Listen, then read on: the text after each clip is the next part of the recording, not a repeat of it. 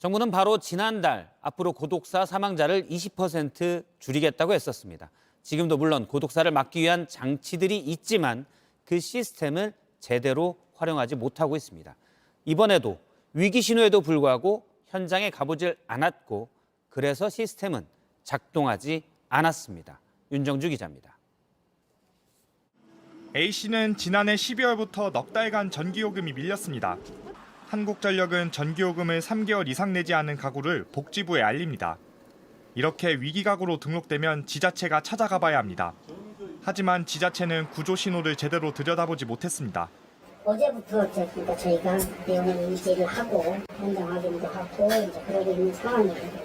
한국전력이 알려준 주소와 A씨가 실제 살던 곳이 달랐기 때문이란 겁니다. 취재진이 현장에 가봤습니다. 두 주소는 한 대문 안에 있는 사실상 같은 곳이었습니다. 대문엔 한전이 파악한 주소와 실제 주소가 모두 쓰여 있었습니다. 사망자 이름을 알고 있었기 때문에 현장에 나갔다면 바로 파악할 수 있었을 걸로 보입니다. 지자체 측은 더 위험한 가구에 먼저 방문하기 위해 우선순위를 정하던 도중 A씨가 사망했다고 말했습니다. 주소, 그러니까 구조 불일치자로 이제 일단은 분류가 됐고 이제 여러 개 복합적인 분들이 우선 방문 상담 대상이 2014년 송파 세모녀 사건 이후 정부는 복지 사각지대를 찾아내겠다고 했습니다. 하지만 누구의 도움도 받지 못한 취약계층의 죽음은 계속되고 있습니다. 지난해 11월 경기도 수원에선 세모녀가 생활고에 시달리다 숨진 채 발견됐습니다.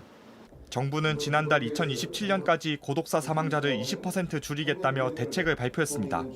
하지만 정작 현장에선 정부와 지자체가 공유한 정보를 제대로 활용하지 못했습니다. 결국 안타까운 죽음도 막을 수 없었습니다. JTBC 윤정주입니다.